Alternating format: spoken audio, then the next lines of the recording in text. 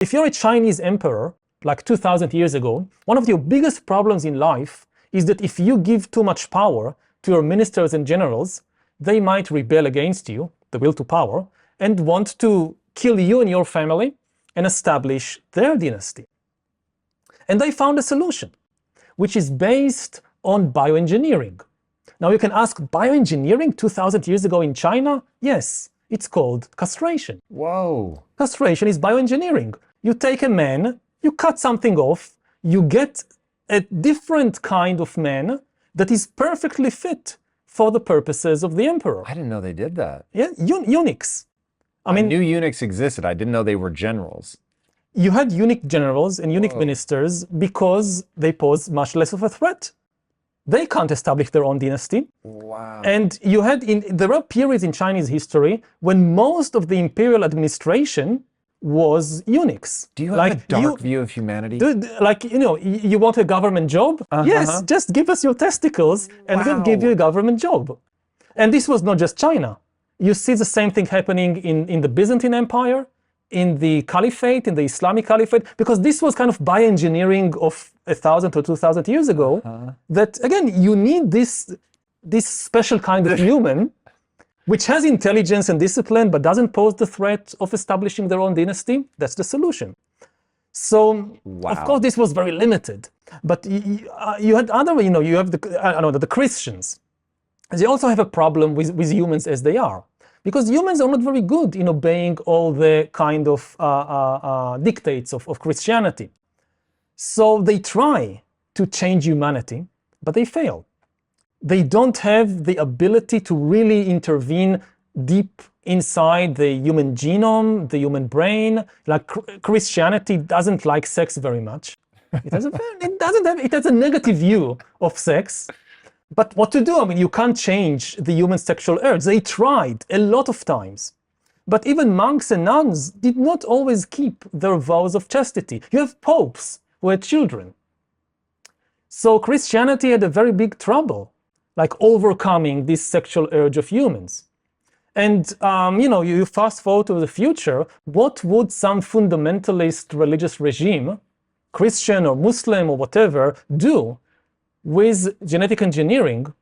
What I often say is that the people who develop the technology, they usually think about the good usages. We will use this to cure disease. We will use this to improve people's lives. But you also need to take a moment, think about the politician you most hate in the world, or think about the religious movement or the ideological movement that which was the worst in history from your perspective, and take a few minutes to think, what would they do with the technologies that I'm developing right now? It doesn't mean we stop all technological development, but it means that we have to be very careful, especially about something like genetic engineering, which is to some extent irreversible. We have never seen something like that in history. That the Chinese emperor, they could create eunuchs, but it was just one generation. They could not create an entire kind of new species of human eunuchs. It doesn't work. But now it could be done. So that's one very big danger. And the other big danger, it comes from AI. Because AI also is something completely new in human history. It's the first time that we invent something that can take power away from us, going back to the will to power. Every previous invention in history gave more power to humans. Because even if the tool was extremely powerful, an atom bomb, the decision how to use it always remained in human hands. It was not the atom bomb that decided to bomb Hiroshima. It was Truman and the American army. It was human beings. So even a nuclear bomb actually empowers humanity. AI is the first invention that breaks this, because it can make decisions by its own. That's the whole idea. So it potentially can take power away from us. We already see it beginning to happen. Increasingly you apply to the bank to get a loan, and the bank says no. And why not? Because the algorithm said no. And you apply for a university or you apply for a job, And increasingly, it's an AI making a decision about your life. And we will see it in more and more areas. Now, again, it's not all bad. It can improve many decision-making processes. It can really improve medicine. But we should be aware of the danger when this technology is in the wrong hands, or when we don't understand its true potential. Because another new thing about AI, and I think we talked about this the last time I was here, so I won't go into too much details, it could eliminate human privacy completely. Throughout history, again, emperors and kings and popes always dreamt about following people all the time and watching them and supervising them. They couldn't do it. They didn't have the technology. What do you think? So I've heard you say that imagine that North Korea gets a hold, or a government gets a hold of a device that can read effectively your moods. So when you see a poster of the supreme leader and you have anger, cool, you're arrested, you're locked away. What is the real world response to that? Like, how do we, like, do you have a... The response is political. I mean, don't get there. But you know that other countries are going to do it. So there's going to be the tragedy of the commons. This is where I get into the, hey, I'm optimistic, I'm living my life, I'm trying to create beautiful things. But at the same time, in the back of my mind, I'm like, humans are never going to stop. Like, we're never going to stop. The tragedy of the commons is real. And so whatever solution we put in place has got to deal with the tragedy of the commons. Yes. I mean, again, this is where I'm not optimistic, because the only way to really regulate a technology like AI is through international cooperation. Yep. If you think about, autonomous weapon systems, which are extremely dangerous, if only America bans them, but the Chinese or the Russians keep developing them, then very soon America will say, hey, we don't want to be left behind. We have to do it also. We don't want to do it, but we have to do it. So the only way you can regulate it is through some kind of international agreement, cooperation. And as international tensions in the world just increase, then I'm not optimistic at all about the potential to regulate this technology. Within a country, you can regulate it to some extent. You can protect people's privacy. For instance, you can have laws that say that if somebody collects my private information, they can only use it to help me. They cannot use it to manipulate me or to sell it to a third party. Now, this is obvious because we have these kinds of laws about so many other things. Like with my personal doctor, it's known for years, for generations, that you have exactly these kinds of laws. My personal doctor has a lot of very private information about me, and he or she use it in order to help me. They are not allowed to use it to manipulate me or to sell it to some political party or to some corporation. So why is Facebook allowed to do it? So this should be very, very simple. That's one defense of our privacy. Another thing that we can regulate is that we should never allow all the information to be concentrated in one place. Whether this one place is a government agency or whether this one place is a corporation, this is the high road to a dictatorship. Somebody that has all the information of all the people, they basically control everybody. Even if you think about it on a global scale, that you think in 20 years you have some country that somebody in China or somewhere have the entire personal records of every politician, every judge, every journalist, every military officer in that country from the time they were little. Like every illness they had, every sexual encounter, every bribe they took. They know that. This is no longer an independent country. This had become a kind of data colony. To control the colony, you don't need to send soldiers in to police people. You just take the data out. And if you have enough information, you can control this country by remote control from afar. So I think we need to have regulations against these kinds of things, and it can be done. And similarly, when you think about the new developments like the metaverse, we have to think very, very carefully about what's happening there. Again, I'm a historian, so I always look at things from a very long-term perspective. But hey, we know this. This has been a fantasy of humans for thousands of years. It really goes back to ancient philosophical and religious debates about what is a human being. You know, you go back to early Christianity, so you have two camps. You have one camp which says humans are embodied beings. The body is in the center, which was the old Jewish view. You own not your mind. You are not a spiritual entity, a soul. You are a body.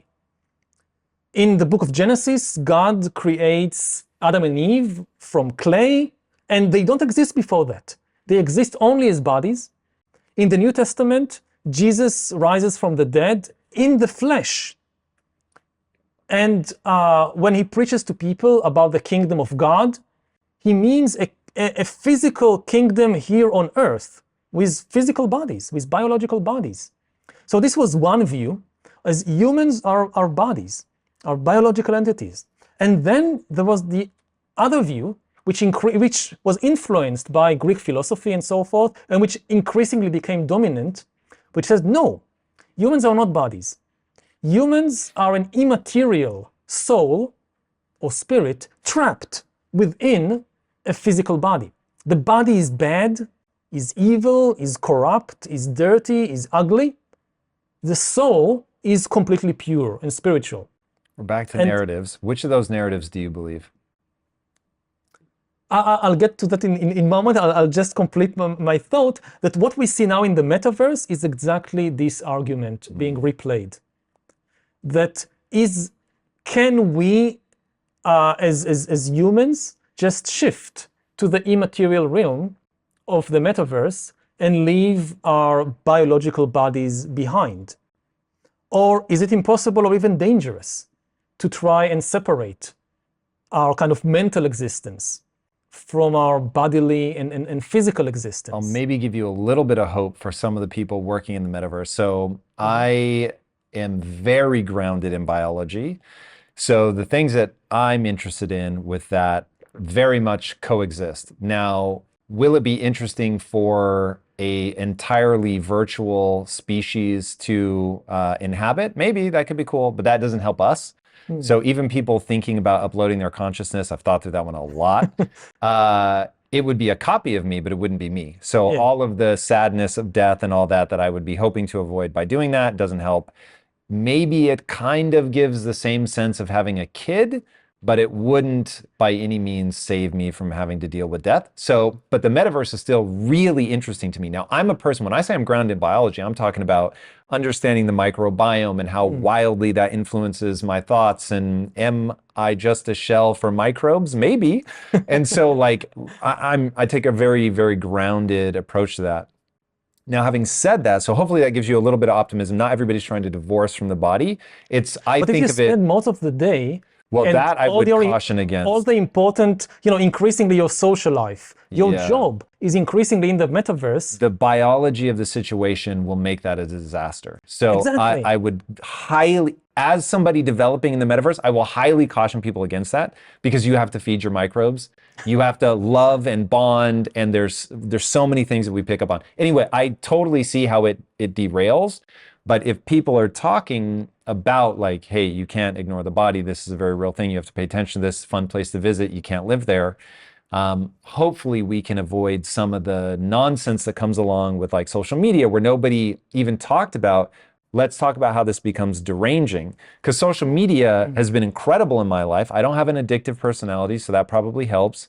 So it's very easy for me to go, I spend a little bit of time on it. What time I do spend is incredibly empowering, because I have trained the algorithm to give me useful things, not things that compare me to other people and make me feel terrible. So it's like, you have to be very thoughtful about stuff like that. So my hope is that we get a little bit wiser. Of course, not everybody will. But it really does come back to this idea of narrative. Like, I tell myself a narrative about what the virtual space is. It's going to keep me, I think, from hitting the major roadblocks. I'm sure there will be things I can't anticipate yet.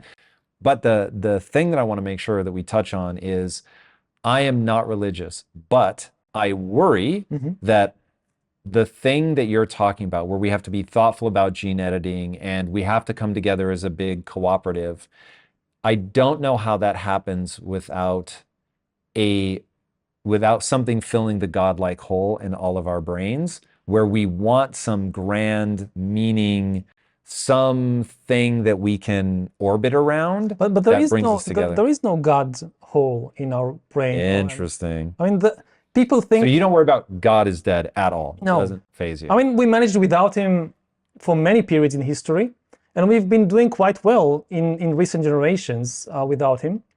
I think that some people connect God and morality. How do we come together then as a huge species, like as one planet, to fight the big things? What's the big narrative we all revolve around? I think the big narrative is the biological narrative, that we are all Homo sapiens, that we are all have the same basic experiences, that we all want to fall in love, that we all have very deep ties with our family members, that we don't want to be sick, we don't like pain, that we don't want to die, that we're afraid to die.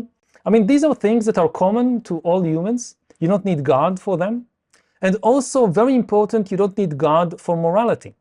Some people say that, and it was common in history to have this argument, that even if God doesn't exist, we have to believe in him, because without God, people will just kill and murder and rape. And we now have empirical evidence that this is absolutely not true. I don't think it breaks down like that. I think people are missing something more subtle with that. I'm just playing with these ideas. Please don't. I hope it doesn't come across like I think I know. But I feel like the thing is more subtle. So I haven't believed in God since I was like 15. Mm-hmm. So I totally get, as I've never felt compelled to steal, murder, rape, none of that entered my mind. But when I look at sort of the broad sweep of humanity, I realize that people will fall in line with whatever the sort of dominant philosophy of their tribe is. So by way of example, I feel almost ridiculous bringing this up to you because you're a historian and I am very much not, but the thing that stopped the conquistadors from coming up and taking over what we now think of as America, the thing that originally stopped the Americans from coming across, the Camachas tribe, I believe is the name. And so how do they become the tribe? When all the other Native American tribes were falling by the wayside and getting relegated to reservations, why didn't they? Because of sheer brutality. And reading the book Empire of the Summer Moon was utterly fascinating when he was like, they were the only tribe that fought on horseback instead of riding the horse to the fight and getting off.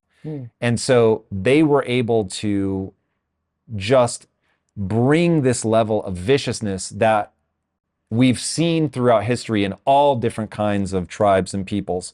But hearing it described, you realize, oh, it was actually really effective. So thinking of yourself as a warrior, treating the other people as the other, that you need to stop them, kill them, torture, maim, whatever. You kill all adults. You take either the women and the adult males, you take women and children, but if they're infants, then you kill them too because it's too much of a hassle. It's like, it's actually effective, but it's super gnarly.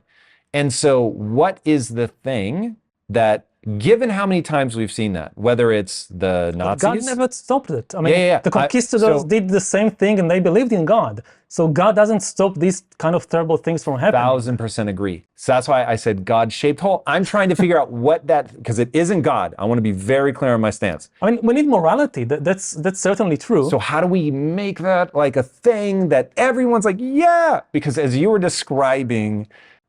getting everybody to recognize the biology of it. So I have said 1,000 times on my tombstone, I want them to put, you're having a biological experience. That, like, you and I could not agree more about, like, I want that to work. I just don't think it will. Mm-hmm. And so or maybe this, how do we make you're having a biological experience so cool and so infectious that it propagates and people come together?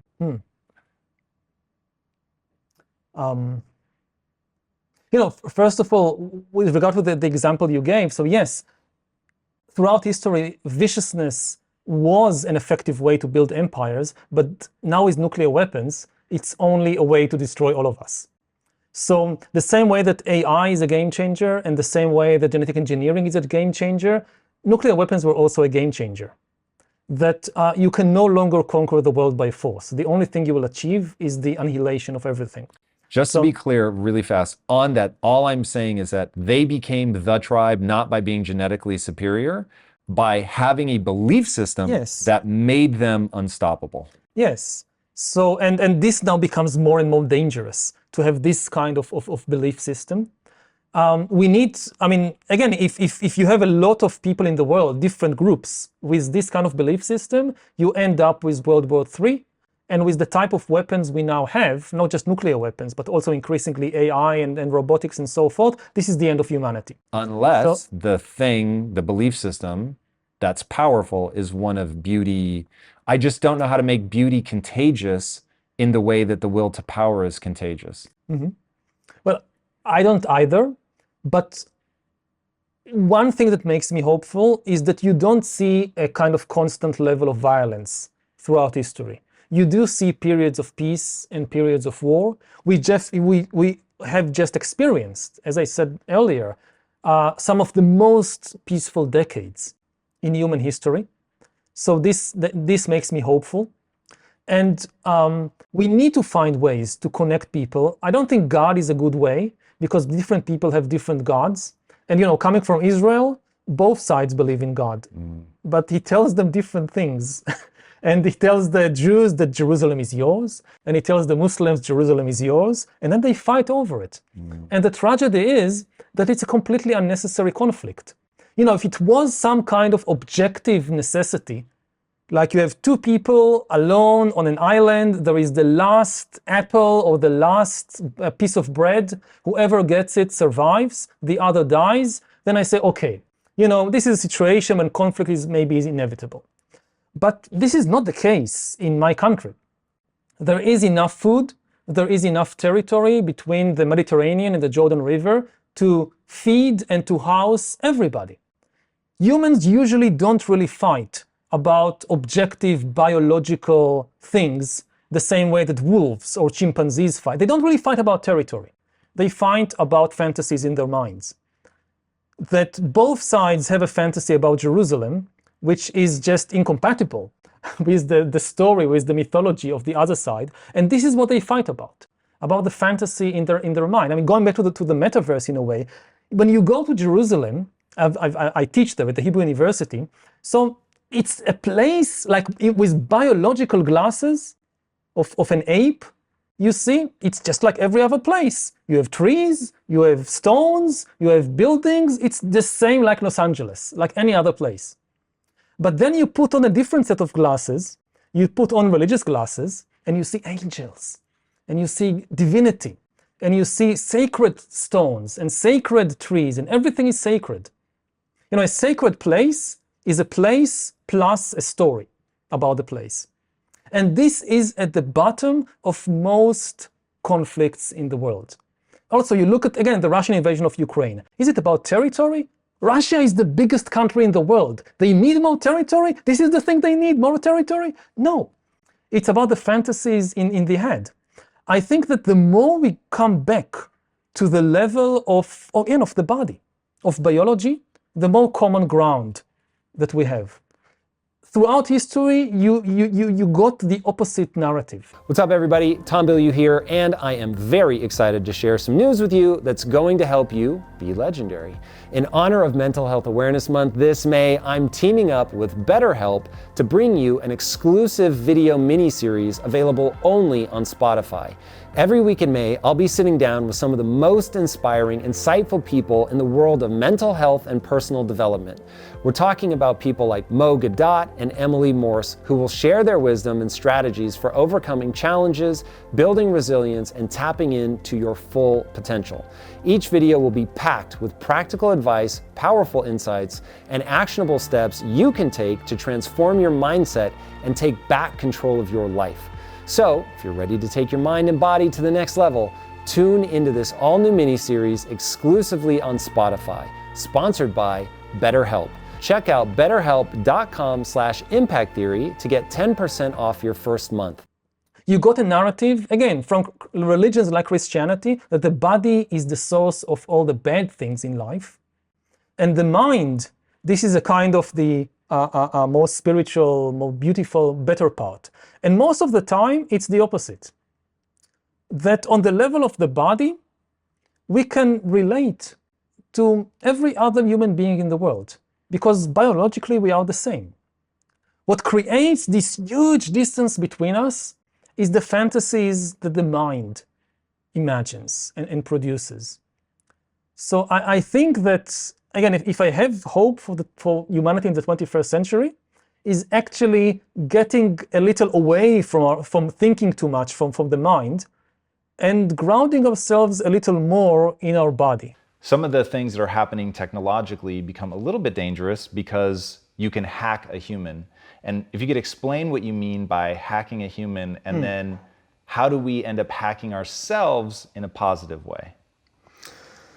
Well, I think this is maybe the most important thing to know about living right now in the 21st century, that we are now hackable animals. We have the technology to decipher how humans, or what you think, what you want, to predict human choices, to manipulate human desires in ways which were never possible before.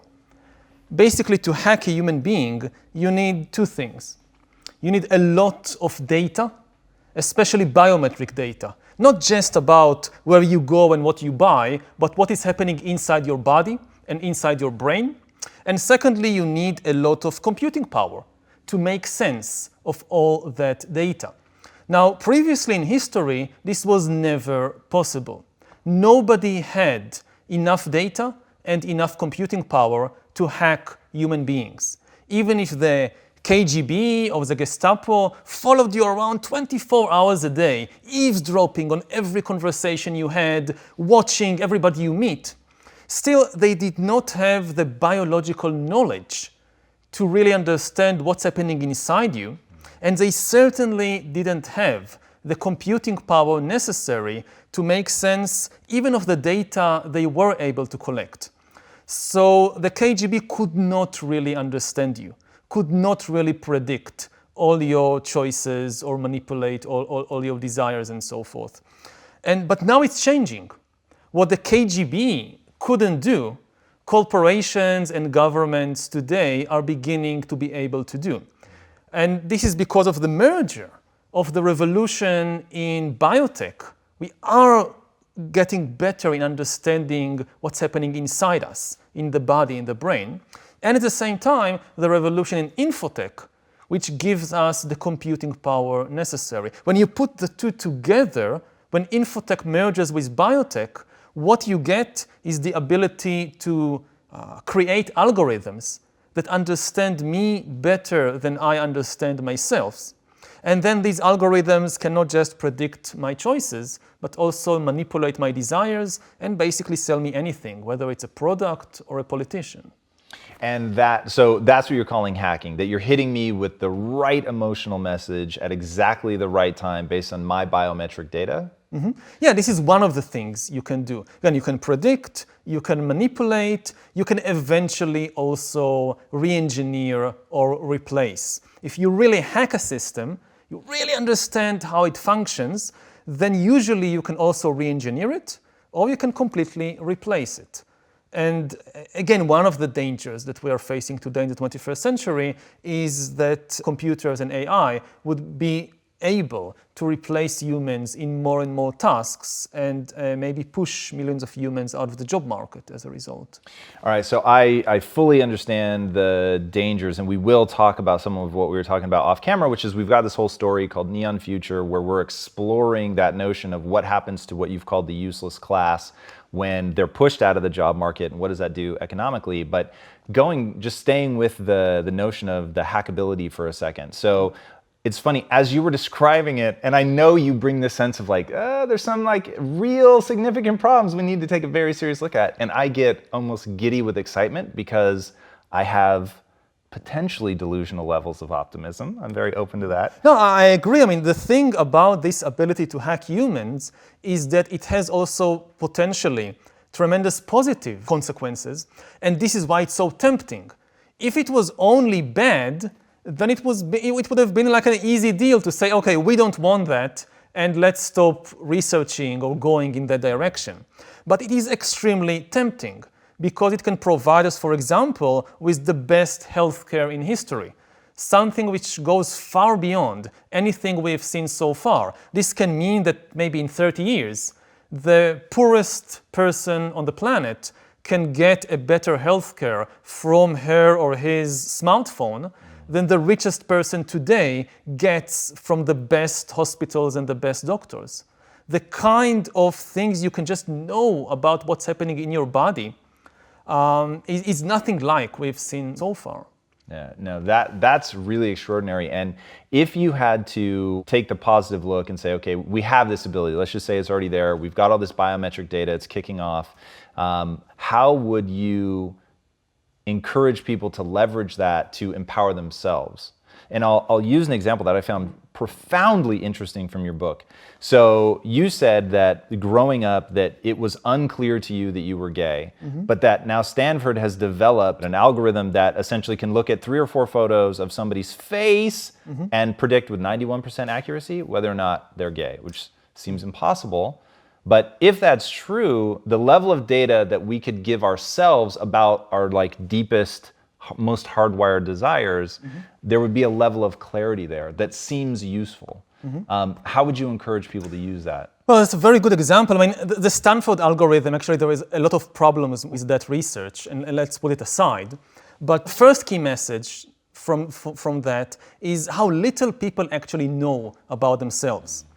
And one of the most important things in my life, and also I think in my scientific career, was the realization of how little I know about myself and humans in general. There were so many important ideas and important facts we don't realize about ourselves. I was 21 when I finally realized that I was gay, which is, when you think about it, it's absolutely amazing. I mean, it should have been obvious at age, 16, 15. And an algorithm would have realized it very quickly. And you can build algorithms like that today or in a few years.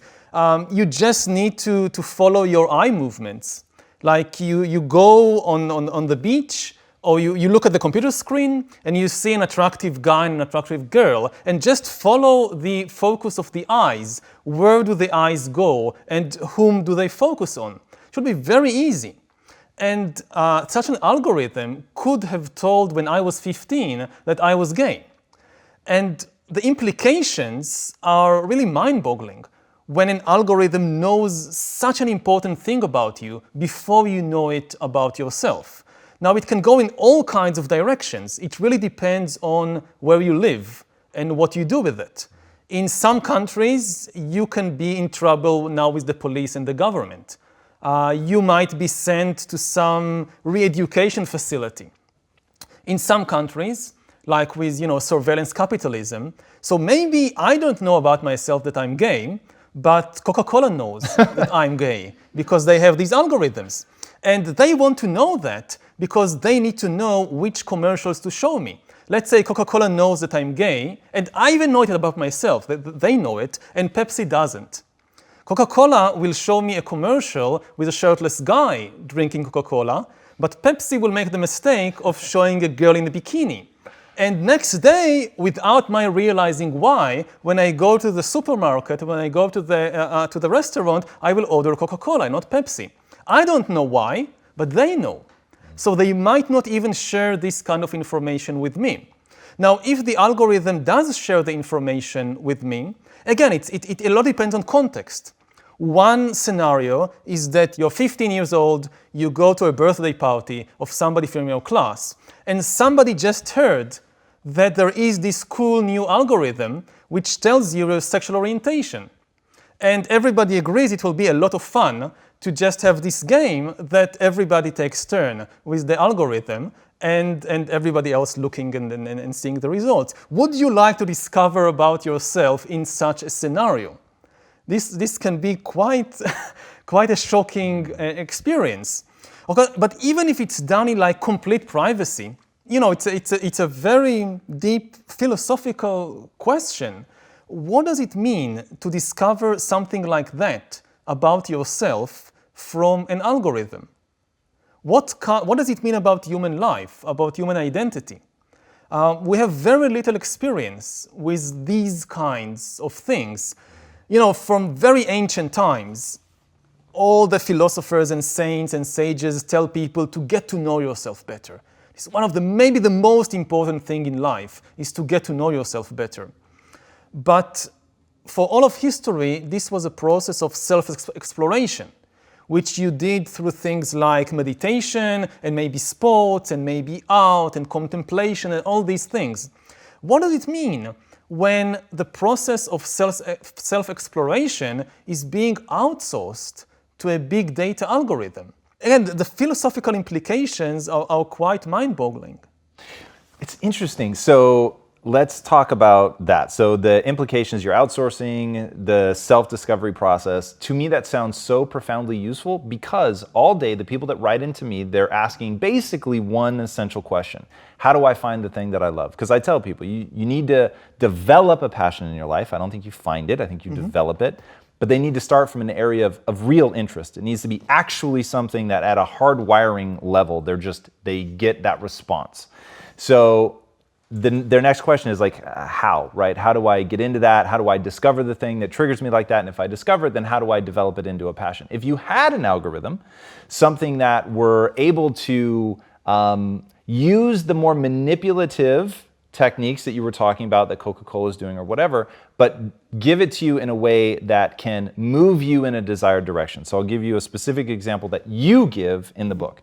So talking about how, let's say there was an algorithm that knew you'd just broken up with somebody, knew that you were in the grips of heartache, because they're reading your biometrics. Yeah, they're watching your heart. In fact, give it to us.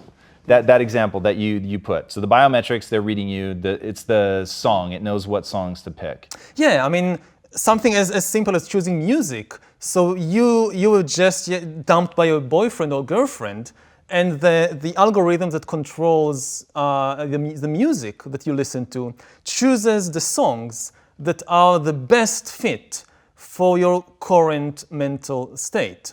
And of course, this brings up the question of what is the matrix? What do you actually want from the music? Do you want the music to uplift you? Or do you want the music to kind of connect you to the deepest level of sadness and depression? And ultimately, we can say that the algorithm can follow different kinds of instructions. If you know what kind of emotional state you want to be in, you can just tell the algorithm what you want and it will do it. If you're not sure, you can tell the algorithm, follow the recommendation of the best psychologist today. So let's say you have the 5 stages of grief. So, okay, walk me with music through these 5 stages of grief. And the algorithm can do that better than any human DJ. And what we really need to understand in this regard is that what music and most of art plays on, in the end, is the human biochemical system. At least according to the dominant view of art in the modern Western world. We had different views in different cultures, but in the modern Western world, the idea of art is that art is above all about inspiring human emotions. It doesn't necessarily have to be joy. Great art can inspire also sadness, can inspire anger, can inspire fear. It can be a whole palette of emotional states, but art is about inspiring human emotions. So the instrument artists play on, and whether it's musicians or poets or movie makers, they're actually playing on the Homo sapiens biochemical system. And we might reach a point quite soon when an algorithm knows this instrument better than any human artist. A movie or a poem or a song that will not move you, that will not inspire you, might inspire me. And something that will inspire me in one situation might not inspire me in another situation. And as time goes on and the algorithm gathers more and more data about me, it will become more and more accurate in reading my biochemical system and knowing how to play on it as if it was a piano. Like, okay, you want joy? Pfft, I press this button and out comes the perfect song, the only song in the world that can actually make me joyful right now. That's so interesting to me. All right, so right now, real world, you can snap your fingers and you can have one algorithm that's tied to one biochemical process. In your life for real, what would you want to monitor and get that feedback on? Now, that's easy. I mean, healthcare. If there is like something seriously wrong in my body that I don't know about, like, I don't know, cancer or something, I would like the algorithm to find that out. I don't want to wait until, I mean, the usual process is that it has to go through your own mind. You can't outsource it. I mean, today, when you need to diagnose cancer, there are exceptions, but in most cases, there is a crucial moment when you feel something is wrong in my body. And you go to this doctor and that doctor and you do this test and that test until they finally realize, okay, we just discovered you have cancer in your liver or whatever. But because it relies on your own feelings, in this case, feelings of pain, very often it's quite late in the process.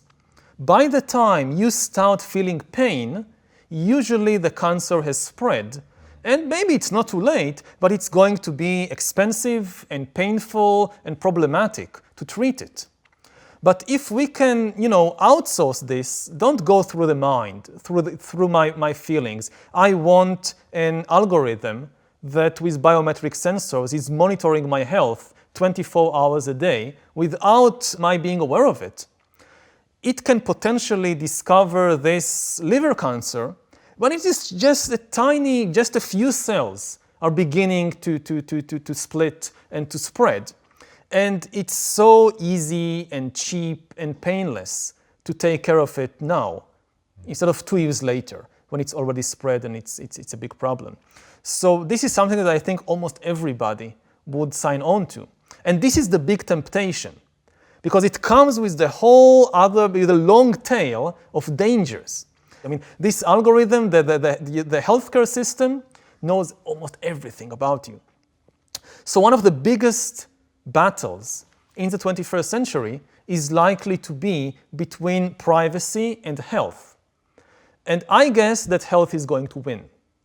Most people will be willing to give up a very significant amount of privacy in exchange for far better healthcare. Now, we do need to try and enjoy both worlds to create a system that gives us a very good healthcare, but without compromising our privacy, keeping yes, you can use the data to tell me that there is a problem and we should do this or that to solve it, but I don't want this data to be used for other purposes without my knowing it. Whether we can reach such a balance and have your cake and eat it too, that's a big political question.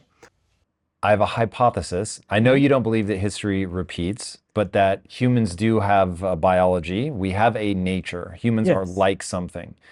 And I think there's two things, man, and this is like a random entrepreneur stabbing in the dark here, but I've engaged with people enough that I'm pretty confident that I'm on the right track. I think there's two things that lead to this kind of thing where we're fighting over something that in the end really isn't that important. One, some people need to be chased by a lion. So without an extrinsic real danger that forces you to be like, yo, we may not see eye to eye, but you can help me keep my family safe. And in return, I will help you keep your family safe. Without that impulse to protect or whatever goes awry, or just that they can't handle boredom, something we talked about briefly before we started rolling. And then the other thing is Nietzsche's will to power. And I did not understand the culture war until I started reading about Nietzsche and the idea that it can manifest beautifully. We want to get better. We want to improve. We want that control over our life to manifest what we could be. But then there's also the toll booth person that isn't going to let you through if you don't have exact change, because they can. And that they get to feel that sense of, okay, I matter. I have some control over the world. And that desire to have power, coupled with there's nothing real to fight against, puts humans in a very weird situation where they will pick up on minor things and we just run in opposite directions so that we have the expression of the will to power. Now, I am new to Nietzsche, so I do not claim to fully understand him, but it seems like he saw it as a pretty broad spectrum. Yeah. Could be a beautiful thing, it could be an ugly, petty thing. So I don't want to paint it with like these dark overtones and wolves howling in the background, but like that it can manifest in a pretty ugly way. I completely agree that much of what we see now is not an ideological battle. It's certain politicians who, as you say, what is driving them is power, not ideology. And they are using divisive issues. You know, the way to gain power is to take a certain issue and politicize it. And they are searching for issues that can get people enraged, that can, and then harness this energy to get to power. So a lot of the issues that, you know, people are fighting over, if they were depoliticized, they could have been solved much more easily. But you take these issues and you turn them into these big ideological battles, and then nobody wants to back down, and becomes this tribal affair. And this is the way that these leaders ride to power. And again, we see it so many times in history. It's really terrible. I think that the job of leaders should be actually to heal the community, to bring it together. And this is why also I think that, you know, many people today say that that we see the resurgence of nationalism all over the world. But actually, much of the world, you see a crisis of nationalism and the resurgence of tribalism, of tearing nations into their components and destroying actually the national community.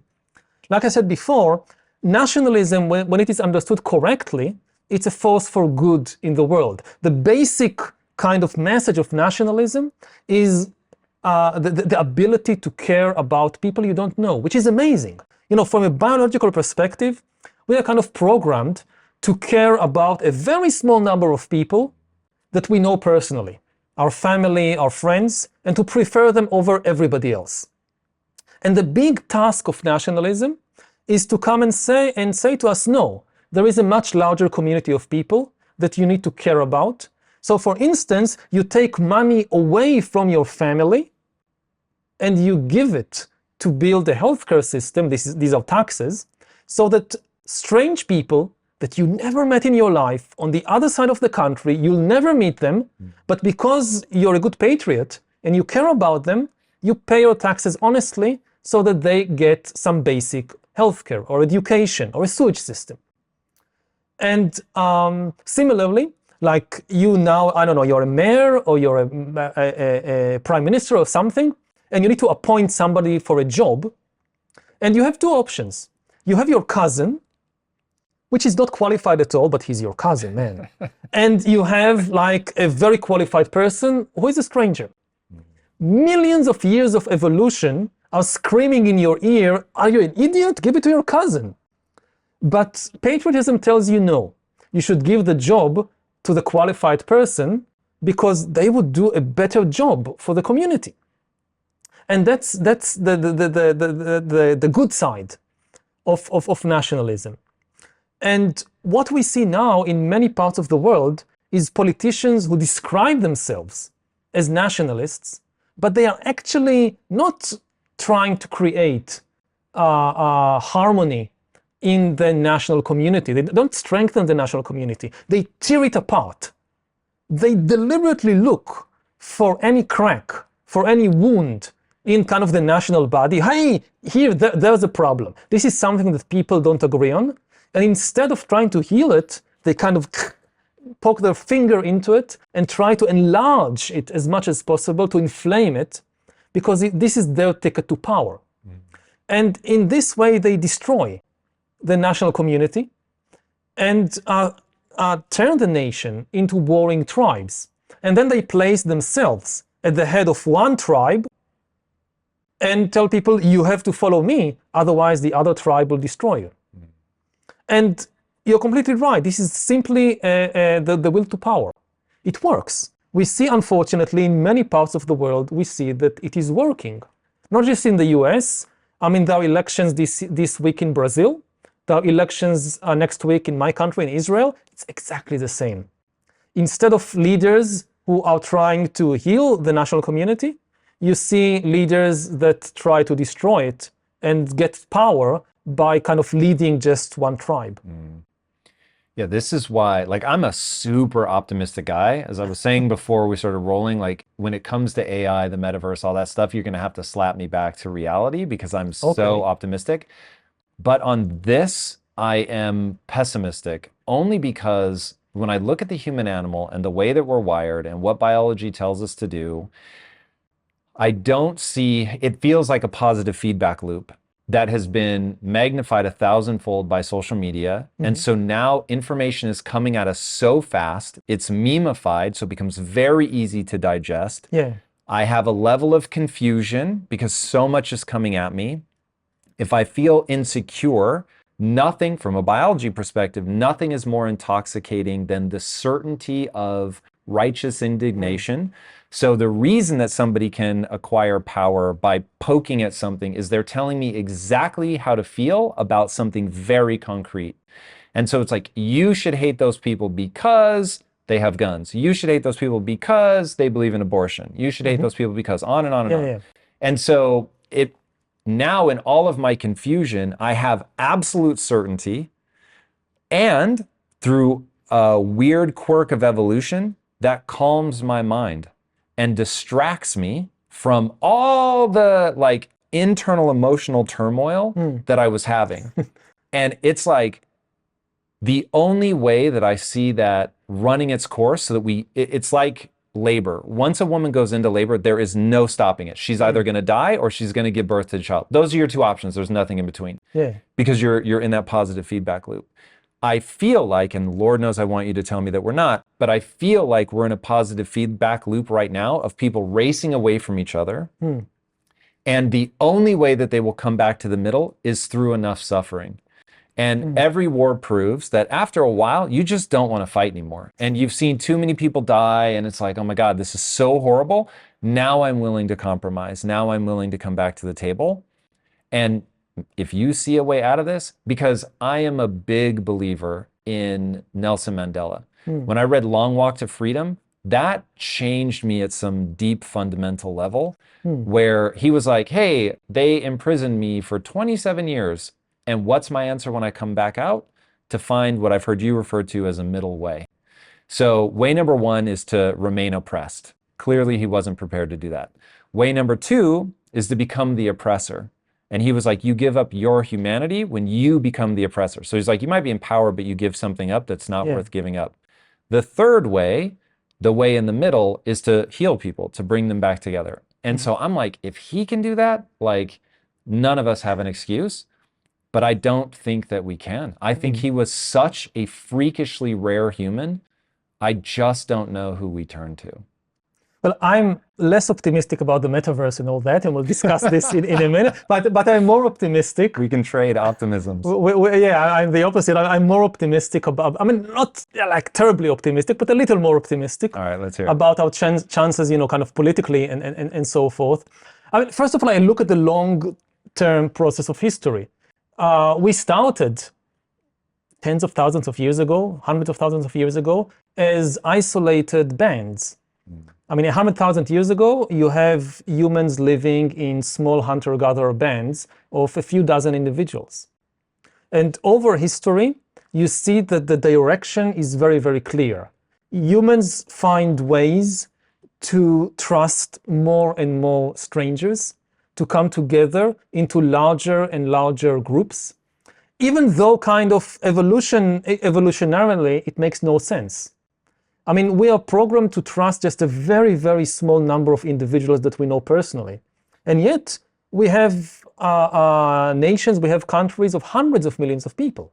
We have a trade network which covers basically the entire globe. So humans find ways how to overcome these tendencies and to develop trust.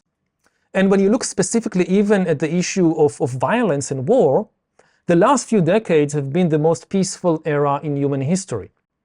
Now, I know there have been conflicts and wars in the last few decades. I come from Israel, you don't need to tell me. I lived in the Middle East all my life. But when you look at the statistics, It's the most peaceful era in human history. It's an era when humans had more chance to die from eating too much than from human violence. In most of the world, it became unacceptable for one country to just invade and conquer its neighbors because it's stronger. You see it in the state budgets, maybe in better than in any other place. For most of history, the number one item on the budget of every king and sultan and emperor is the army. The army, the navy, the fortresses, the military. In recent decades, the average expenditure of governments all over the world together, the average on the military is about 6%. Wow. That's amazing, because this is what enabled the resources to shift to, again, education, welfare, healthcare. Most countries spend much more on education, healthcare, and welfare than they spend on their military. You can reboot your life, your health, even your career, anything you want. All you need is discipline. I can teach you the tactics that I learned while growing a billion-dollar business that will allow you to see your goals through. Whether you want better health, stronger relationships, a more successful career, any of that is possible with the mindset and business programs in Impact Theory University. Join the thousands of students who have already accomplished amazing things. Tap now for a free trial and get started today. And that tells us that it's possible. Now, we shouldn't be complacent and think that, oh, this is now, that's it, we have peace, we can just relax. No, peace didn't come from some change in the laws of nature or because of divine intervention. It came because people, countries built good institutions, not just on a national level, but on the international level.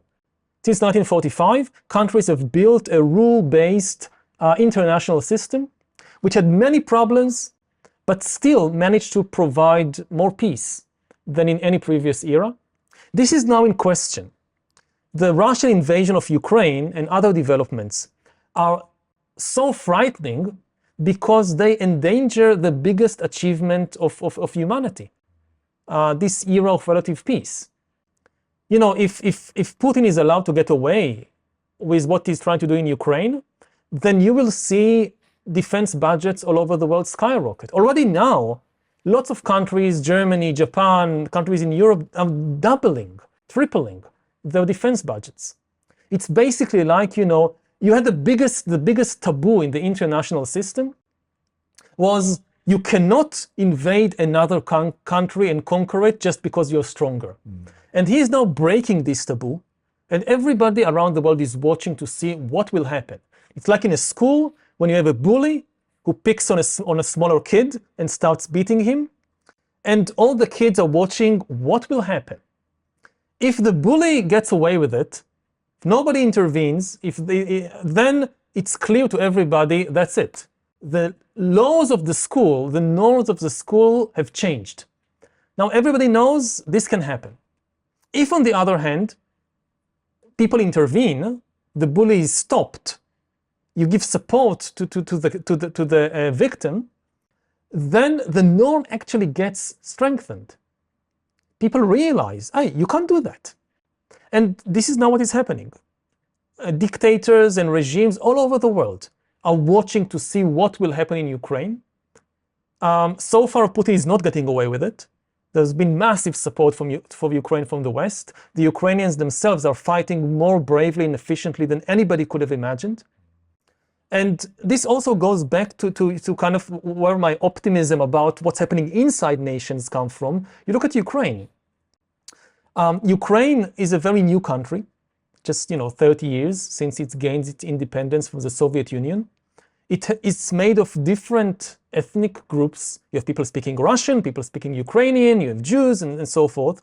And it was under the most intense kind of disinformation campaign coming from Russia, trying to divide the Ukrainians against themselves, trying to do exactly that, to tear apart the fabric of the Ukrainian society, of Ukrainian nation, and turn, Ukrainian speakers and Russian speakers against each other. And they completely failed, the Russians. Putin gambled. One of the reasons what's happening in the war, Putin gambled that the moment his tanks would enter Ukraine, Ukraine would just collapse. Zelensky would run away, the Ukrainian army would surrender, and lots of Ukrainians would, throw flowers on the Russian tanks. And it didn't happen. The Ukrainians actually came together. Zelensky didn't flee. The Ukrainian army didn't surrender, and people threw Molotov cocktails on the Russian tanks. And Zelensky himself, he is Jewish, coming from a Russian-speaking family. Now, if Ukraine had fallen victim to this kind of tribalism, then the Ukrainians would think that, well, he's Russian-speaking, he's Jewish, he's not really Ukrainian, we can't trust him. But he became this national hero. And I think that, I hope that more countries around the world would learn from this example that nationalism doesn't mean that you hate minorities or you hate your neighbors. No, it means that people come together. It's an interesting take on nationalism that I've thought a lot about, because I grew up in the 80s when it was self-evident that you loved America. I mean, that was certainly the prevailing thing. To be against America was like punk rock. Like, it was so anti, it was like way outside the pale. And now that's become so commonplace that it isn't even punk rock anymore. It's like, it is, I don't know that it's the dominant voice, but it's a big enough voice that it isn't uncommon to bump into. And the amazing thing, you see it from both sides. It's not like you say, okay, these kind of extreme radical lefties. You also see it on the right, that people are against the federal government, against the FBI, against the postal office. Like anything that smells of the state, and they have all these conspiracy theories about the deep state. And you know what the deep state really is?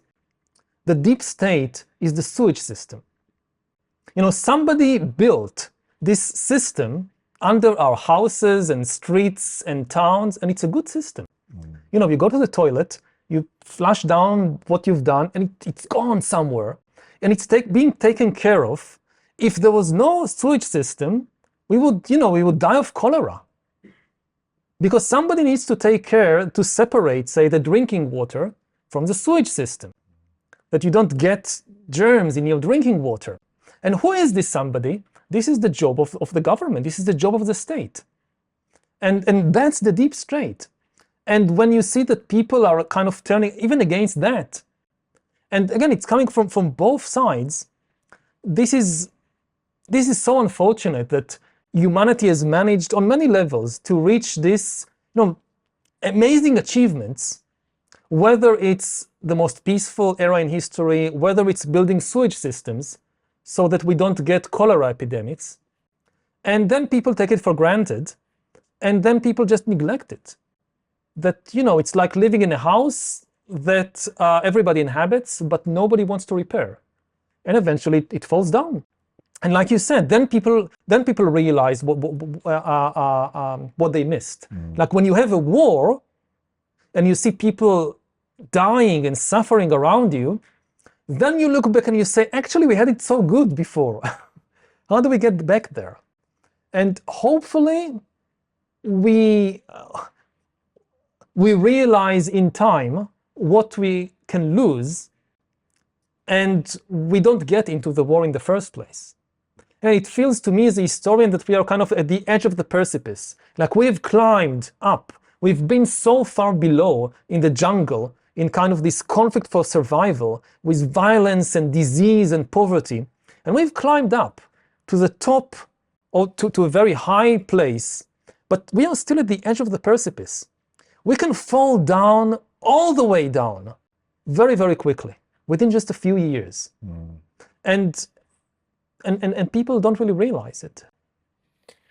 Yeah, so you just made me think of Oppenheimer's quote, "I am become death, destroyer of worlds." We're living in we're living in an amazing time. I wouldn't want to live at any other time, but it is a moment that requires deep reflection on the stories that we tell ourselves. So I know that as you look at the long arc of history, you think a lot about okay, the reason that humans become the most dominant predator this world has ever seen is not because we're the strongest, fastest, sharpest, teeth, claws, whatever. It's because we could organize flexibly in groups via the stories that we effectively bond over and come together over. And when we were talking about fascism, communism, and liberalism, when I first heard you talk about that, you said these are the dominant stories that over history people have been fighting over. So you have the story of the state is the only thing that matters, and that what life is going to be is an eternal struggle between warring states. One will violently conquer all the rest, and then there will finally be peace. So it's like, hey, as Germans, we're the one. Like it's us. Like all we have to do now is take over like it was meant to be. Then communism, same idea. It's the story that only the state matters, but the way that we get there is by distributing everything equally. And then liberalism, the story. And you said World War II ended the idea of fascism.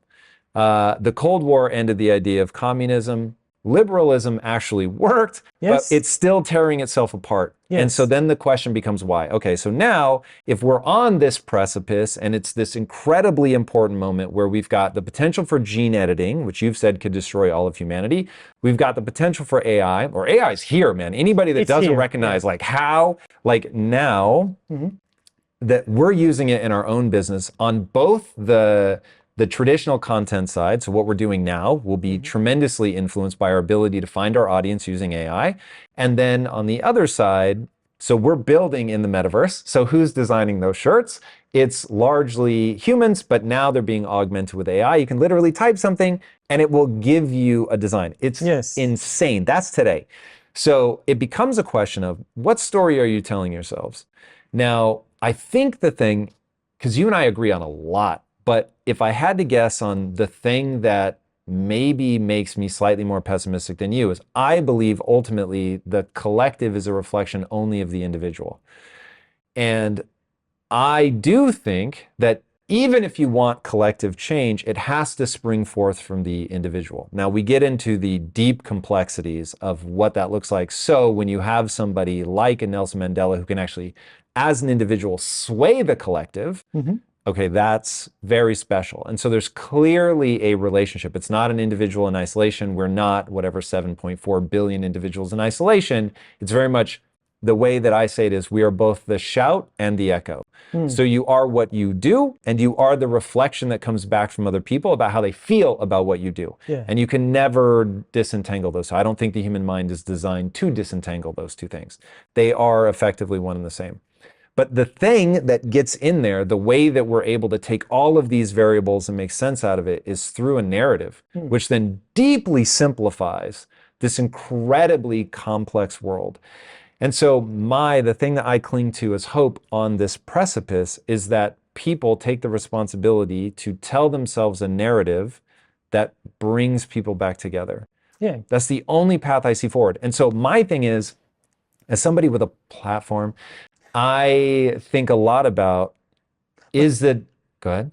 No, but there is a narrative. There is, actually, this is the main story that I tell in my new book, An Unstoppable Us, which is aimed at kids, but to give them the understanding that their identity is closely connected to all the other people in the world, and actually even beyond people.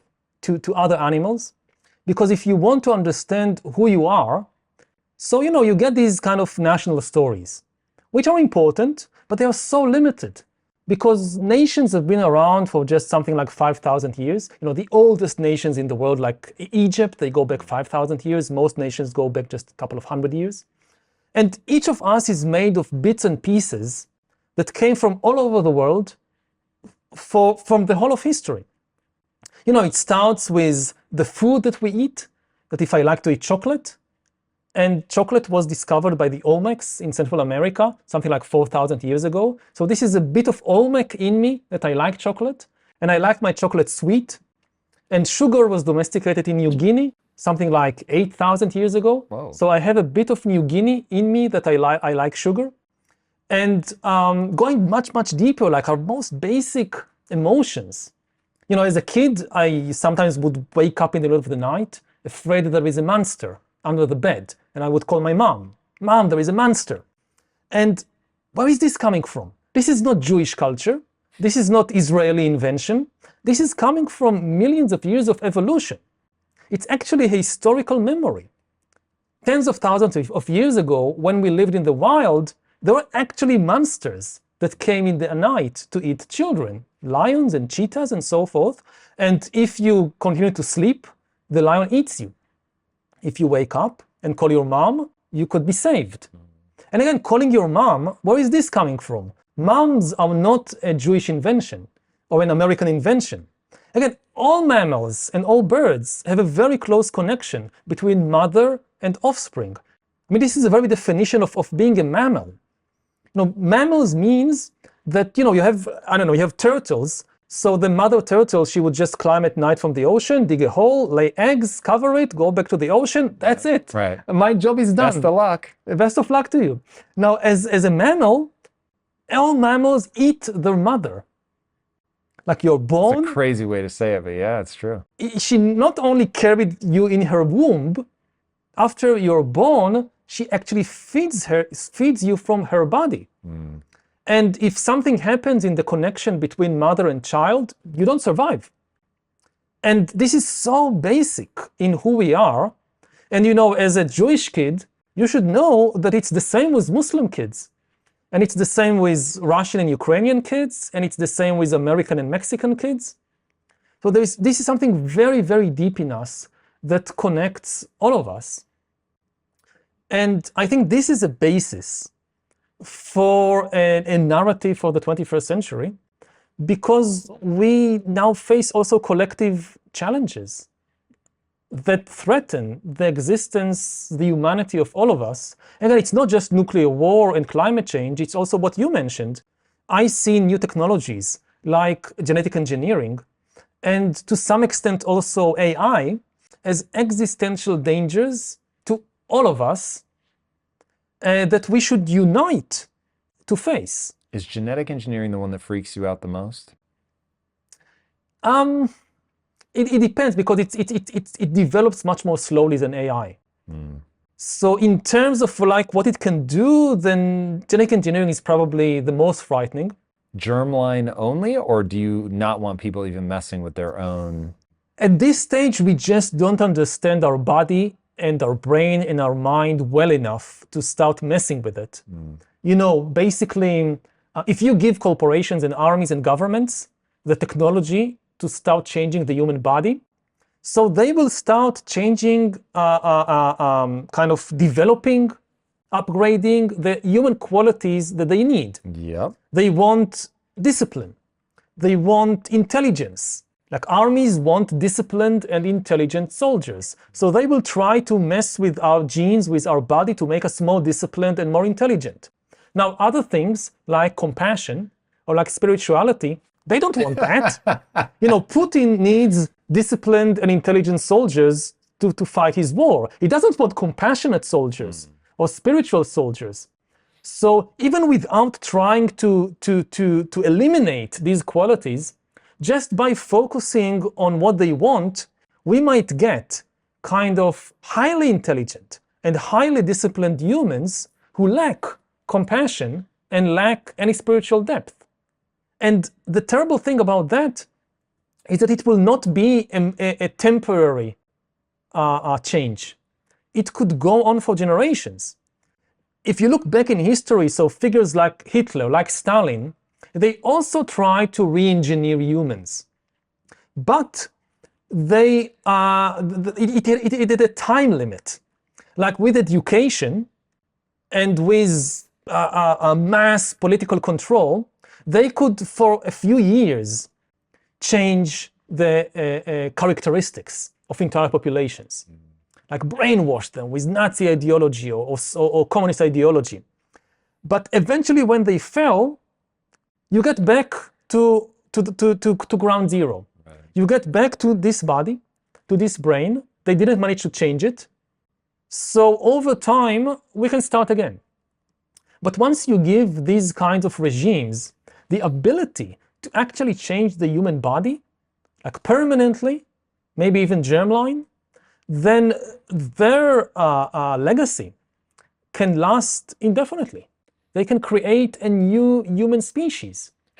You've talked really powerfully about story, about how stories like money, which I don't think most people think of as a story, as being, these tremendous things that control all of our lives, that point us all in the same direction, that give us sort of a common code by which to live. How can people take control of the story that they tell themselves about themselves, which I find to be one of the most important stories that you engage in? Yes, our identity is really just a story which we constantly construct and embellish. I mean, you can say that the entire human mind is a machine that constantly produces stories, and especially one very important story, which is my story. And different people specialize in different genres. Some people build their story as a tragedy, some people build their story as a comedy or as a drama. But in the end, the self is a story and not a real thing.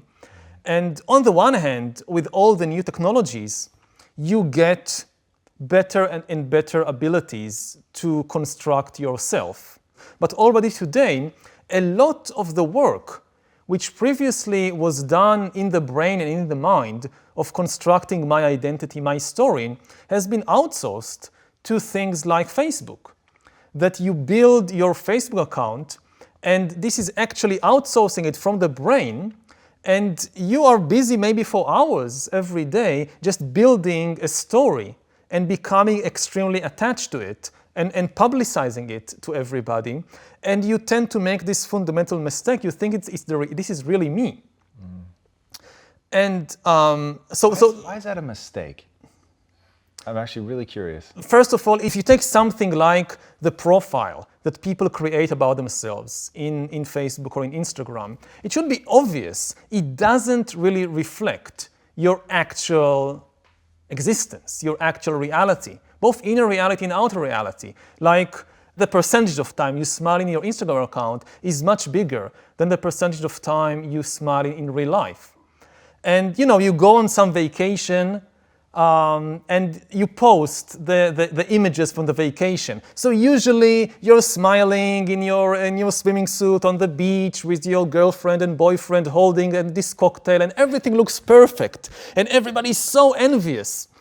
But actually you just had a nasty fight with your boyfriend 5 minutes ago, and then this is the image that everybody else is seeing and thinking, oh, they must have such wonderful time. And afterwards, like a year later or 2 years later, you look back and this is what you see. And you forget what was the actual experience like. What is the role of truth in the story that we tell ourselves about ourselves? Very little. Do you think there should be more? There should definitely be more. And what would be the outcome if we were like, I'm really going to make sure that the story I tell myself is objectively true? It's going to be very, very painful and difficult. I think it is worth the effort, but it's just very difficult. We constantly edit this story, just like the news on TV are edited, and just like, it's a bit like making a movie. Like you watch the movie in the cinema and everything is so seamless. Like, yeah, this is the story, it flows. And then when you actually see how a movie is produced, this is insane. Like you have this tiny bit of a scene, you repeat it 50 times, and sometimes, you shoot this scene 2 comes after scene 1, but actually it was filmed long before that. So sometimes you film the breakup of the lovers before you film the first meeting, for all kinds of schedule reasons and locations. So the end result is completely seamless and perfect, but it is actually made up from all these tiny disconnected bits that have been, this is from here and this is from there, and we somehow glue it together, and it looks good. And it's the same with the story of our life. It's all kinds of bits and pieces, and only when you tell it to yourself or to somebody else it kind of makes sense. The cost of trying to stick with the reality as it is very, very high. It's very difficult, it demands a lot of effort, and it's often very painful because you have to acknowledge many things about yourself that you don't want to acknowledge them. People have this fantasy of, I don't know, going to some retreat and just taking out a week or two from life to really observe inside, to really explore who am I, what is my authentic self. And they have this fantastic notion that I will be able to finally connect to my inner child and I will discover my true vocation in life and I will discover all these wonderful things about me. And when you actually do it, the first thing you usually encounter is all the things you don't want to know about yourself. There is a reason that you don't want to know them. I think it's worth the effort, but it's a very, very hard task. All right, on that, there's so many studies that talk about the more delusional somebody is, self-delusional, the more likely they are to be happy. You've said one of the big questions as a historian you're trying to answer is, as we've moved forward as a species, a society, have we actually gotten happier? Mm-hmm. So there is some importance, it sounds like, that you place on happiness. So why then would you want people to do that hard work of facing the realities, recognizing the things about themselves that they don't necessarily want to recognize? Mm-hmm. Is that because you think it leads to more happiness? I think that ultimately it is worth the price. I mean, delusions come at a very high price also. And not just to yourself, but to people around you, to the world as a whole. I mean, ultimately, this leads to things like wars and like genocide and I come from Israel, I come from the Middle East, so I am surrounded by millions of people who are killing each other because of all kinds of fictional stories and delusions that they believe in. So sometimes it's an important defensive mechanism. It's very difficult to live just with the raw truth all the time. But the price of delusion and the price of not being able to tell the difference between fiction and reality, it adds up. And eventually it adds up to things like genocide and war.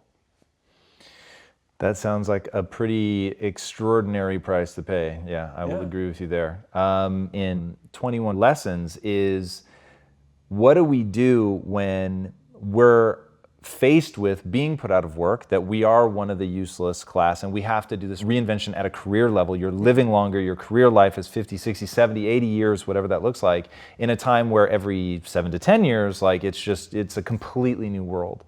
What do you think the human capacity for that level of reinvention is?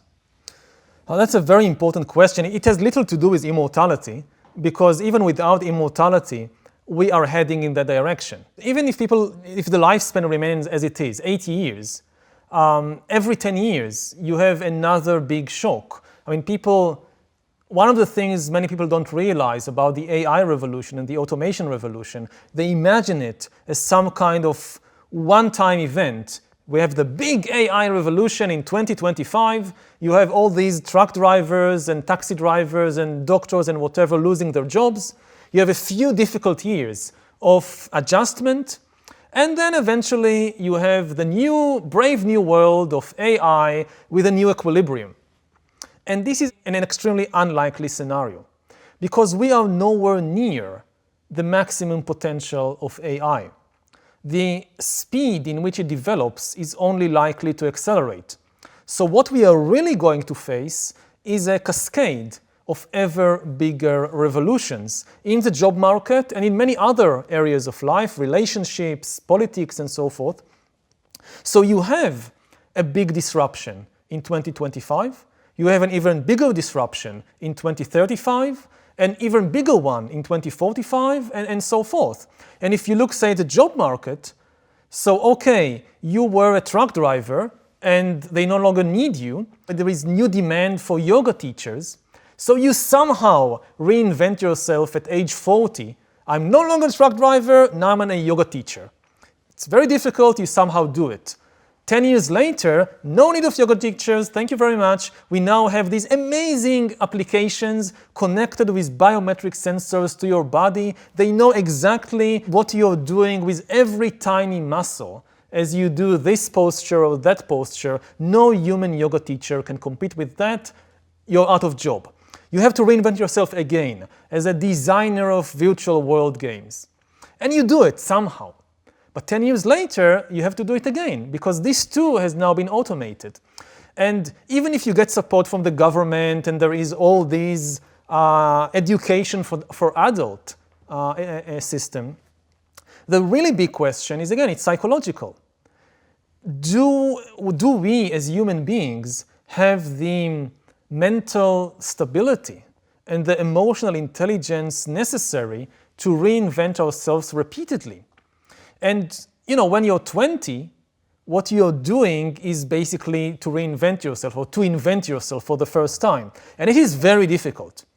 When you're 30, it's even more difficult, but you somehow do it. But when you get to be 40, 50, 60, it becomes more and more difficult. You have more to let go of. I've invested so much in building this career, this personality, these skills. To give it all up and start again from anew, it's so difficult. So I don't know whether we can do it. Yeah, that is the question that I think we'll ultimately be forced to answer. And that brings me to education. So what do you think that if we're talking to somebody who's 18 right now, they're trying to decide, do I go to college, yes or no? Mm-hmm. Should they go to college? And if they go to college, what should they be studying? It's a very difficult question. The first thing they should realize is that nobody really knows.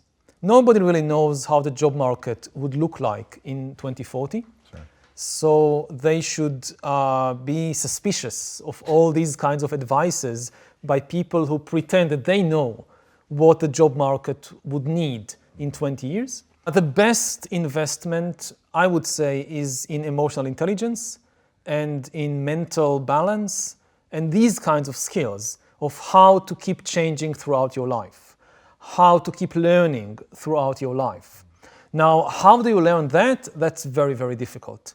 We don't have a college degree in mental flexibility. But these are the most important tools. So whatever you choose, you can go to law school, you can go to ballet school, but you should keep in mind that much of what I'm learning might be irrelevant in 20 or 30 years. So whatever else I'm doing, I should also invest in developing my emotional intelligence, my mental balance, my ability to keep changing and learning and reinventing throughout my life. So maybe to give an image or a metaphor, if in the past education was like building a stone house with very deep foundations, now I would say that education is more like constructing a tent that you can fold up and move to another location very quickly and easily. That's a great analogy. So given that it's so hard to predict the future, you've talked a lot about the power of science fiction writers. Walk us through that. What is the role that a science fiction writer can play, or storyteller, filmmaker, whatever the case may be? Our lives in the 21st century, more than anything else, are going to be new technologies, especially AI and biotechnology. And most people, their understanding of these technologies and their potential for good or for bad, it really comes from science fiction. The political system so far has done an awful job in understanding and preparing us for these kinds of developments. There is almost no talk in the political arena about AI and biotechnology. The scientific community is, of course, very deeply engaged with it, but most people don't read articles in Science or Nature, and even if they tried, it would be very difficult for them to understand the professional jargon and all the statistics and so forth. So most people actually get their education about what's coming from science fiction. And this means, at least I think so, that science fiction is now the most important artistic genre, and it should also be the most responsible. And one of the problems with science fiction is that so far it is done as so-so jobs. Some novels and TV series and films are really amazing in the way they explore what could happen, ranging like some of my favorites are, my all-time favorite is Brave New World by Aldous Huxley, which was written back in the early 1930s, and I think is the most prophetic and profound. So given what's happening in the world right now with things being automated, going to AI, what are 3 things, let's say, that people can do to make sure that they're poised to thrive in this time of massive change? First of all, I mean, that's what everybody's saying, but it's true, is that you have to embrace change. That the idea that you can learn something in your youth, a profession, a way of life, and it will just be there for the rest of your life, which was the situation for most of history. This is no longer the case. We have to keep learning and keep changing throughout our lives. Otherwise, we will be left behind. So that's one key principle. Related to that is that maybe the most important quality to survive and flourish in the 21st century is to have mental flexibility. Not just to keep learning and changing again and again, also to keep letting go. Part of what makes it difficult to learn new things that we hold on. Like, I spent so many years learning something, and now the world has changed.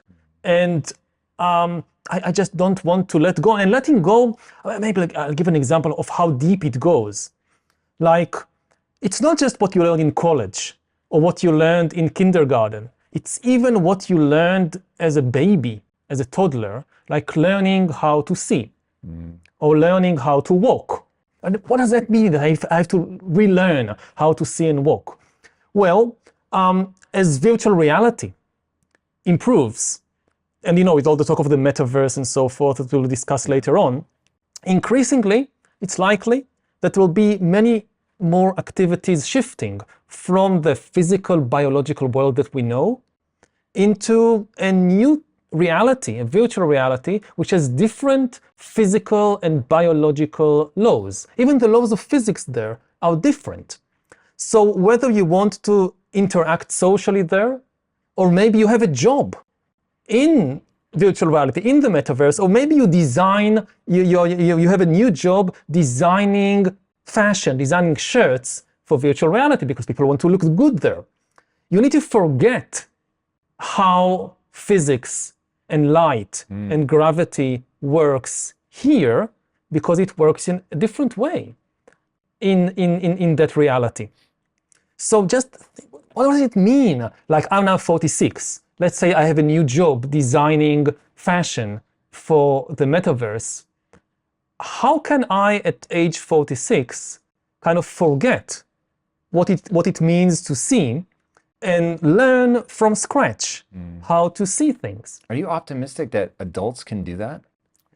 Humans have an amazing ability to adapt and to change. It's often said that AI is nowhere near its full capabilities, but human beings too.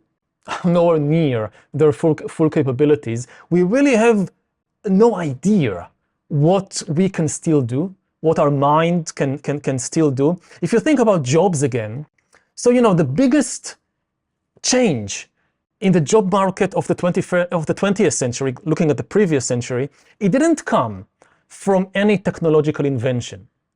It actually came from unlocking the potential of half the human species.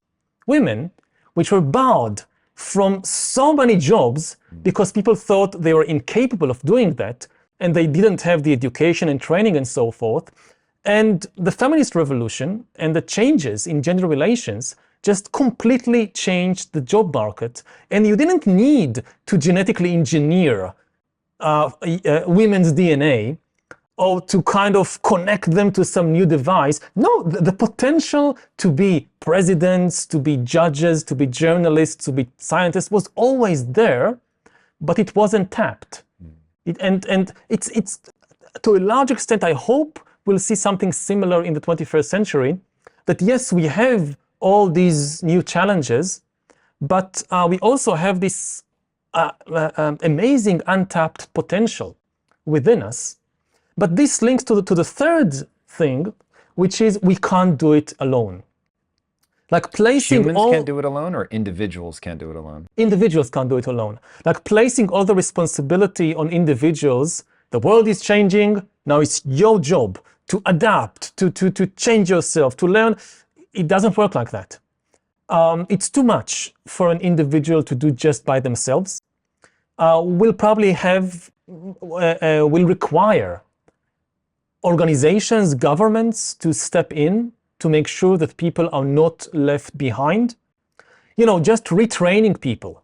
You lose your old job to a computer or a robot or a self-driving vehicle. There are new jobs. I don't think there'll be a problem of just an absolute lack of jobs. All jobs disappear, but new jobs emerge. The really difficult thing will be the transition. And the transition, first of all, you need some kind of financial assistance. Like you lost your old job, you need to retrain for a couple of months for a new profession maybe, who is going to support you during this time. So just as in the 20th century, governments built this huge infrastructure for educating the young, schools and colleges and so forth, will now need to build another infrastructure to educate and to retrain people in the 40s and 50s. Do you see that as... One last thing is that they'll also need psychological help. That's what I was Again, because it's going to be extremely stressful. To kind of invent yourself when you're 16, this is what you do when you're 16. But when you're 46, you want to take it easy. I don't want to start all over again. So it's psychologically very, very stressful. And I think that we will have to see more government support for mental health, just to cope with the immense stress of the 21st century. Do you know the learn to code meme? The? Learn to code. Oh, learn to code. So people are getting booted off of social media for saying it. It's one of those things that took me so by surprise. So anybody, I think, that spends enough time contemplating, okay, AI, what's the future? I'm sure we'll get into data harvesting and stuff like that. You really do begin to understand that the future belongs to the technically savvy. Mm-hmm. And if you are a 46-year-old truck driver, sort of the classic example, because that's, going the way of the dodo, and it's, not something that requires a high degree of education or necessarily even a ultra high IQ. Not saying that drivers don't have high IQs, I'm just saying it doesn't necessarily max your IQ to do that job.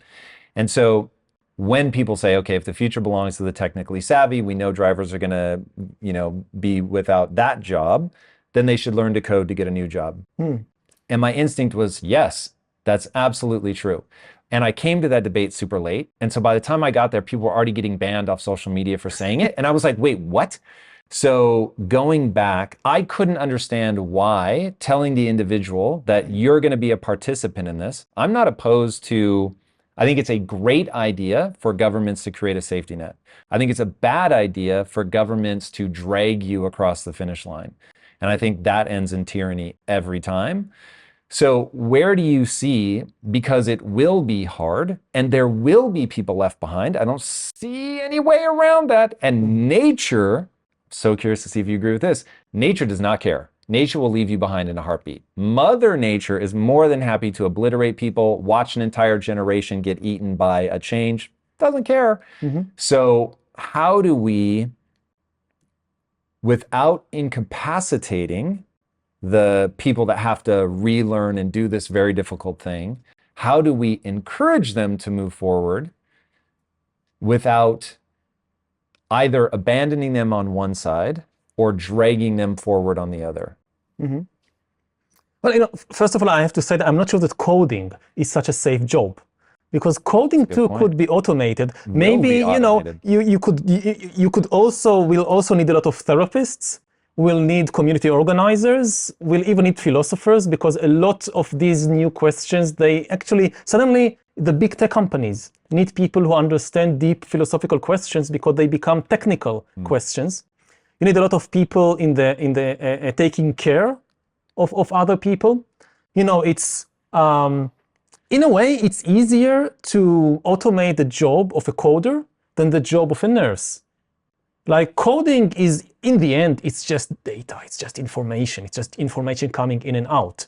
So I can see more easily how you automate the job of a computer scientist, or at least some of these jobs, than the job of a nurse who needs to replace a bandage or to give an injection to a screaming child and things like that, partly because it demands a much wider range of abilities. It's not just, of course, a nurse needs to understand information and to analyze information and so forth, but also needs motor skills, also needs social skills. And the combination of these skills, this is much harder to automate. So I wouldn't place all my bets on something like coding. Governments are essential, again, partly because in many countries, you know, I think about, I don't know, you mentioned truck drivers, also textile workers. You think about many countries in Latin America, that they don't have a high-tech sector, they have a textile industry. Lots and lots of people working in textile, producing shirts. And suddenly, all of this is automated. It's cheaper to produce shirts in California than in Mexico or in Guatemala. And in addition to that, there is an entirely new line of textile industry, which is virtual shirts. Like, I spend hours in virtual reality, I want to look good, the latest fashion in virtual reality. And somebody needs to design it. Now, how do you take, again, a 40-year-old unemployed textile worker from Guatemala and turn her or him into a designer of virtual shirts? So without government support, and in this case, I mean, these countries could, well, even they can't afford it. They will have to get support from the richer countries. Otherwise, we are facing a global catastrophe. So I'm not saying that governments kind of will force people to do something. It's, you know, like with basic education for young people. I mean, you can still fail, you can still drop out, but at least you're given the chance. And then whether you use this chance that you're given wisely or not is up to you. But I think most of the successful systems in history, they are complex. They don't place all the responsibility just on individuals, because then a lot of people are left behind, not because of even their fault. It's just they weren't given the proper opportunity. On the other hand, trusting only government, then you get these kind of communist nightmares that we definitely don't want to try this mistake again. Yeah, that to me is the problem. And when I look at the culture war right now, which, quoting you again, you said, this is a paraphrase, but I'm gonna get really close. So by all means, if I say anything wrong, jump in. But you said, if Putin had waited 5 or 10 years to invade the Ukraine, the West probably would have imploded on its own, and he could have gotten away with it.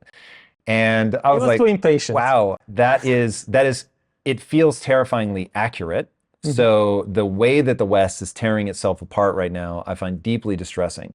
So the reason that ties into this for me is that there is a necessary tension between, and I don't know if you'll agree with this, but by all means jump in if you don't.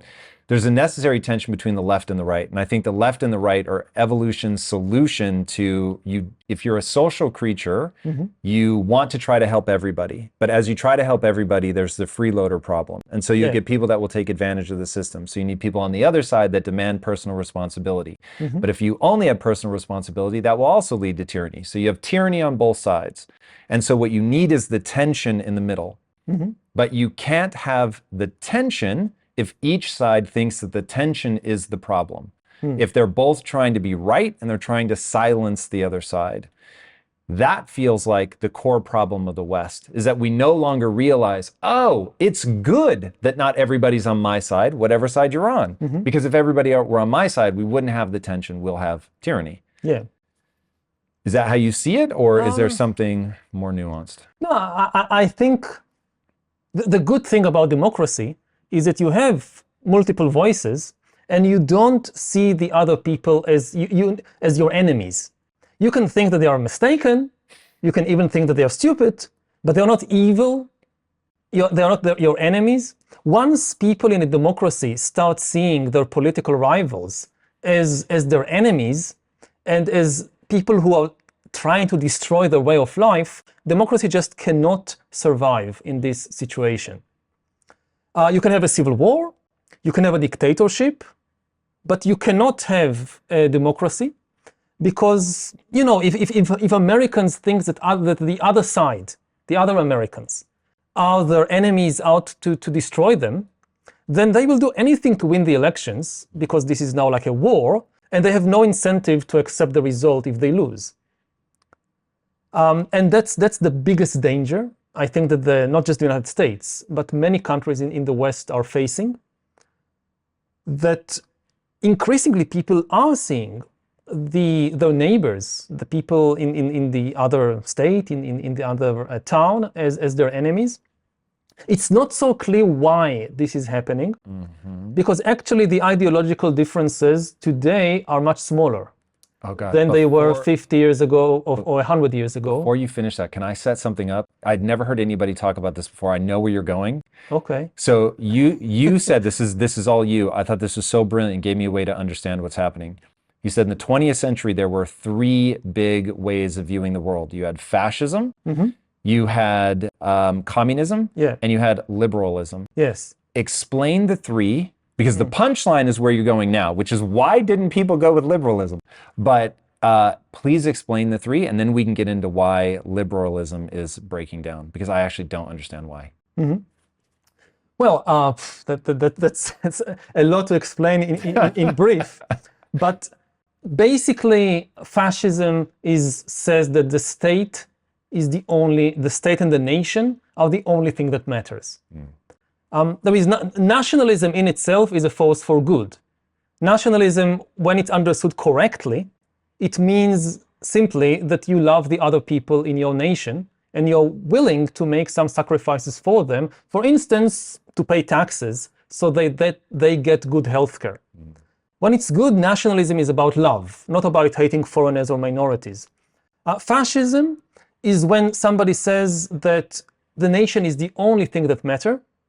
Individuals, groups, they don't matter at all.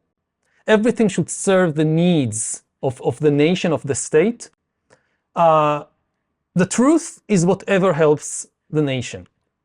Good is whatever is good for the nation. Even beauty, like films and art and so forth, it's all political. A good film is a good that advances the interests of the nations. That's it. And anybody who opposes this is a traitor and should be eliminated.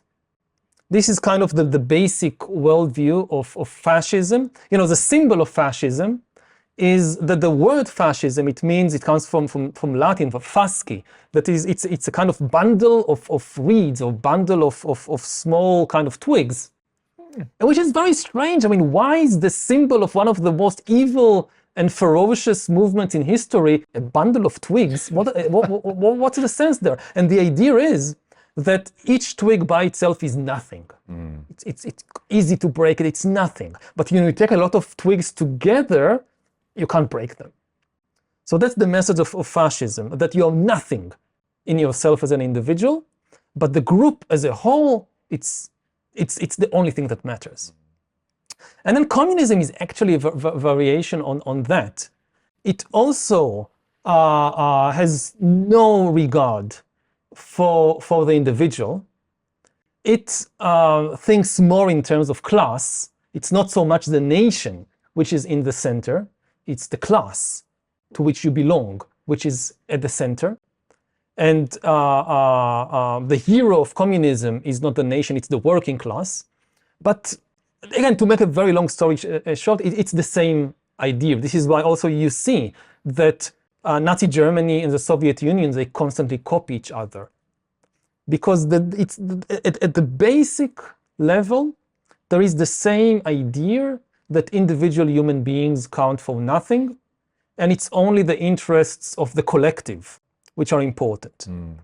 And liberalism says that no, that we need also collective action, collective cooperation.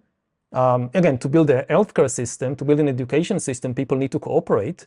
But still at the center, we have the individual. And, there is a very simple test to test yourself whether you're liberal. So, the word liberalism, just as fascism comes from this fasce, this bundle of reeds, and communism from communal, everything together. So liberalism is from liberty, freedom. And answer just 4 simple questions. Do you think people should have the liberty to choose their own government?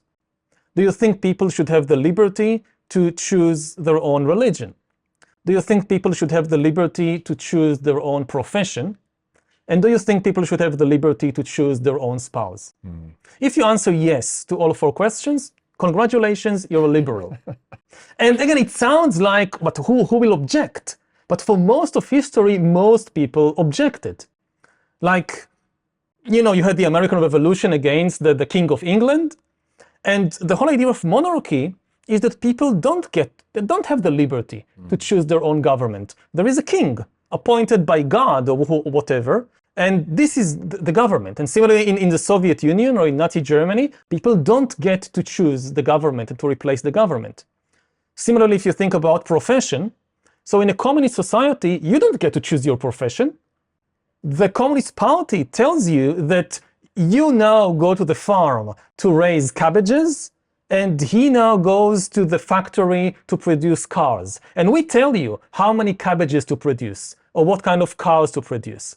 And if you go, to the Middle Ages, so again, you don't have any liberty to choose your profession. If you're born to a peasant family, you'll be a peasant. If your father was a cobbler, you'll be a cobbler. That's it. You have no choice there. And of course, when it comes to choosing your spouse, same thing. It doesn't matter who you love. It matters what your elders tell you, what your church tells you, what the nation needs.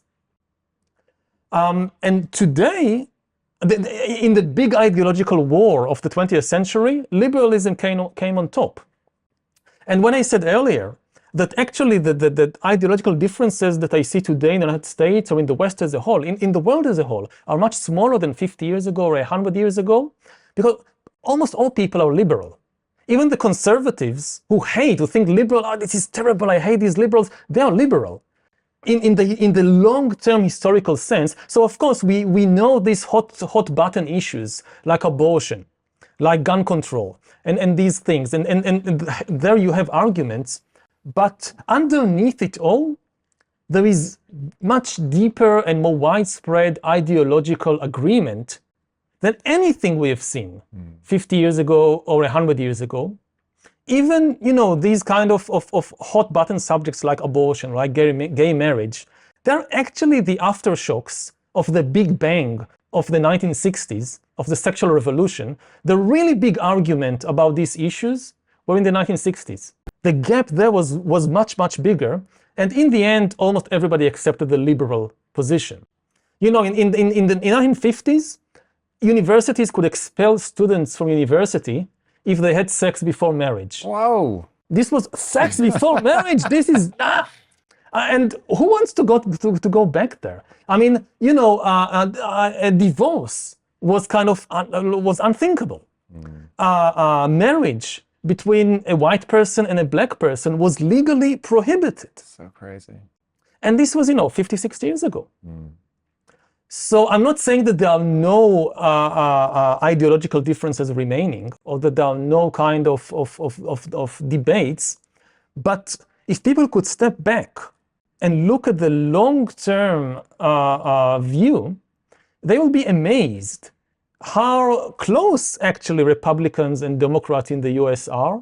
Republicans today are far more liberal on, say, LGBT rights than Democrats were in the 1960s.